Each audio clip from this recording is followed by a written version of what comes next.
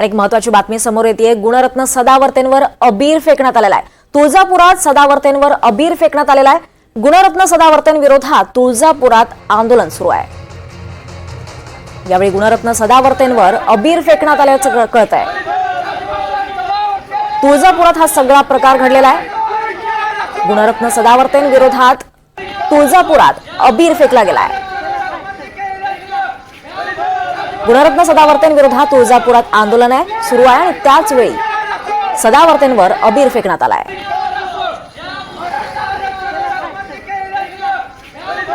थेट दृश्य आपण पाहतोय तुळजापुरात गुणरत्न सदावर्तेंवर अबीर फेकण्यात आलेला आहे।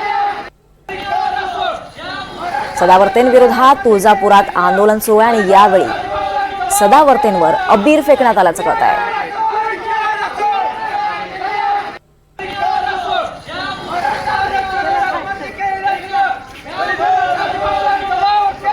यावर अधिक माहिती घेऊयात। आपल्यासोबत आपले प्रतिनिधी अर्जुन बोडगे आहेत। अर्जुन, नेमकं काय घडलंय? गुणरत्न सदावर्तेंवर यावेळी अबीर फेकण्यात आलाय।